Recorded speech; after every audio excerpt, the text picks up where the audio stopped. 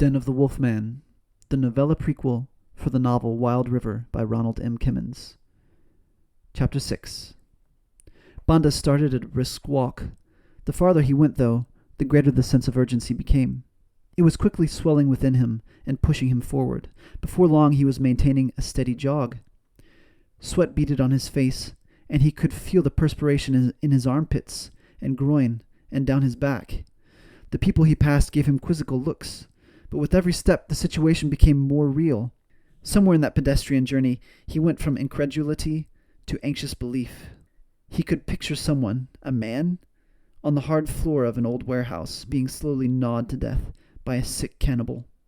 He reached Charity Street, turned northward, and continued on. Up ahead the road curved, and the red brick building came into view, among a few other dilapidated wooden structures. This was it. Now that the target was in view, Banda slowed down and caught his breath. Rational thoughts started to fight for control over his mind now. How could Muriam have possibly known that the Wolfman was bringing victims here? If the Wolfman was here, what then? Shouldn't Bandas have gone for the police? No, he had no real evidence of anything. But what could he do alone? Bandas had not brought any weapon aside from his cane. It was a sturdy piece of ash, with a steel pommel quite capable of cracking skulls, but it still did not seem adequate. Bandas was drawing near to the brick building now. Rather than walk right up to it, he went to one of the adjacent buildings. He felt foolish doing this, though, because the wooden building's big doors were padlocked. He stepped awkwardly through the high grass that had grown up around it, went to the back, and then stood at the corner to peer around at the brick building. If Muriam's claim were real, then someone was lying on the floor in there, at this very moment, possibly on the brink of death. He heard nothing, however. He leaned against the building and waited. A whole mess of contradicting thoughts flooded his mind. He had been a fool for believing Muriam. He was letting someone die by hesitating. He was a fool to confront the Wolfman alone. On and on and on. He gripped his cane in frustration. In the distance he could hear the crashes and clanks of men working at the docks. A breeze whipped through the tall grass and rattled a wind vane at the top of the building by which he stood. He waited and watched for several minutes before he heard the sound of footsteps. Someone was coming around the wooden building, walking through the high grass, just as he had done. The slow and methodical nature of the movements told Bandas that this person was not some dock worker come to find a tool or a barrel or whatever. This was someone expecting trouble. Was it the Wolfman himself? Bandas did not relish the idea. Looking around, he considered hiding, but he had only seconds, and the stranger would most likely hear him as soon as he moved.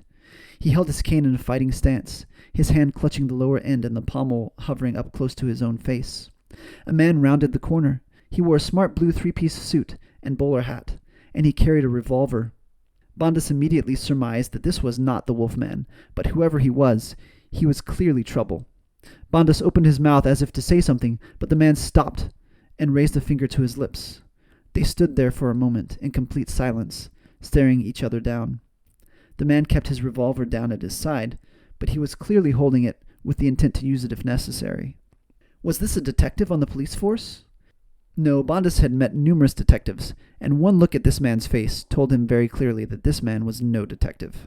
As Bandas struggled to think of what to do, there was the sound of someone else coming around the building from the other direction.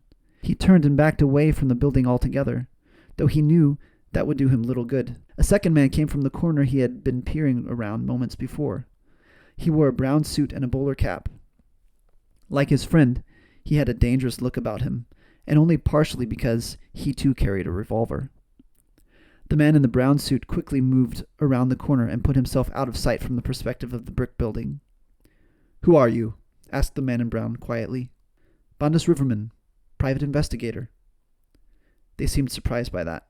"Private investigator?" asked the man in blue. "For whom? For my client?" "Maybe the answers will leak out more easily if we put a few holes in you," said the man in brown. "How about this? You tell me who you are, and then, if you can convince me that you're not serial killers, I will tell you who my employer is." They looked at each other. The one in brown shrugged. "I don't see how it could hurt," he said. "All right," said the man in blue. "We are members of House Tokrabu." "Really? Now that is surprising," said Bandas. They motioned for him to lower his voice, and he complied. Neither of you seems like any of the sons of Tiamnus, at least not according to the way I've heard them described. I'm Velkus, said the man in blue. This is Eliadu. They whispered, not wanting anyone in the brick building to hear them. And what are a couple of Tokrawu mid-levels doing at a dilapidated building in a meaningless area down by the docks? I suspect we're here for the same reason as you, said Velkus. Oh? You're looking for rare varieties of hallucinogenic mushroom too? Asked Bondas. They stared at him blankly. He had been trying to stir them up a bit to get a feel for their state of mind.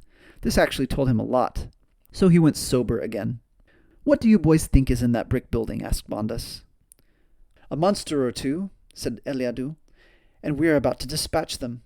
Are you going to cause trouble for us? On the contrary, I think I will back you up. They looked at each other. Eliadu shrugged. Why would you do that? What are you after? I was hired to find the Wolfman, and I think he's in that building, said Bondas. I also think he has a hostage. So who hired you? Asked Velkus. Ta'anav Herder. The labor organizer? The same, said Bondas. I suppose that makes sense somehow. Anyway, you have anything meaner than that stick? Asked Velkus. I'm afraid not, said Bondas. Can you handle a revolver? I fought in the war, infantry. Did you see any action? Asked Eliadu. Far too much, said Bondas.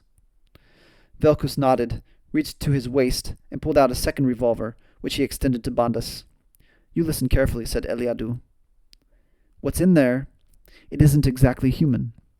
It is very fast and strong, and it likely won't die easily. What do you mean it's not exactly human? What is it? Look, if you see someone who looks like he wants to kill you, put a few bullets in him, and then keep your distance. We'll do the rest, said Velkus. And don't shoot me in the back, said Eliadu.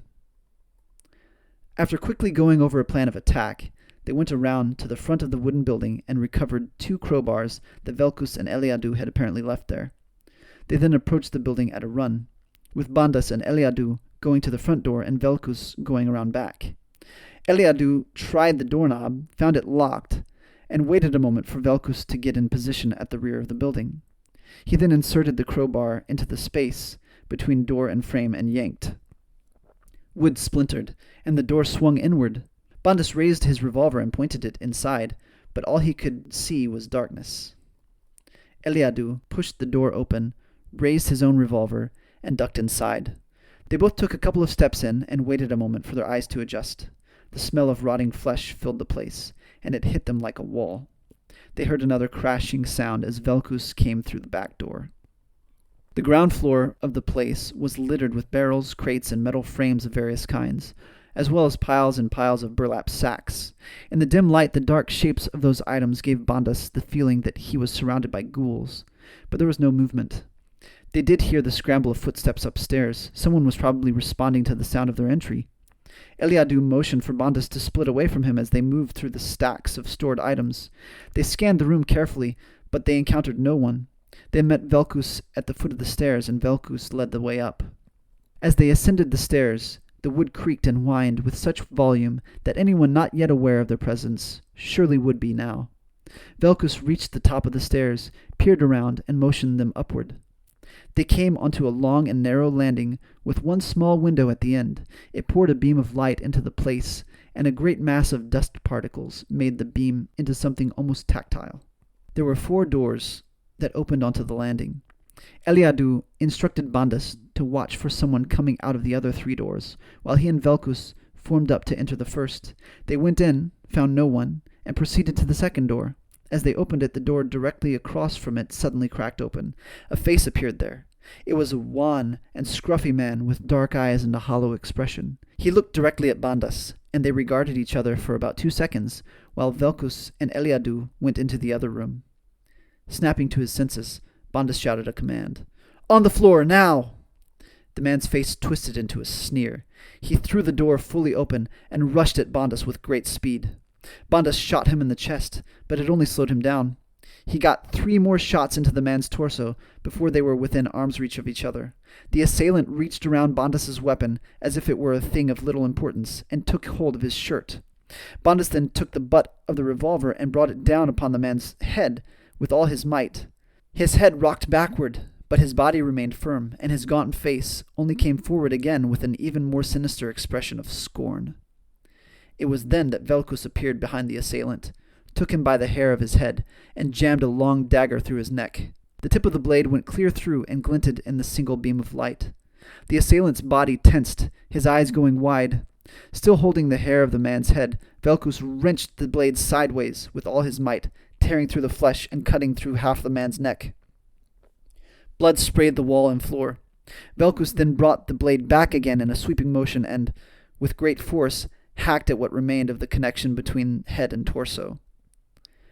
The assailant's body collapsed to the floor in a mess of rags and blood, and Velkus tossed the head down the stairs.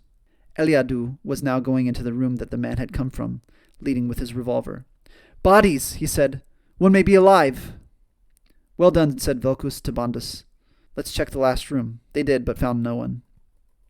Joining Eliadu, they looked down at a set of 4 bodies in different states of decomposition.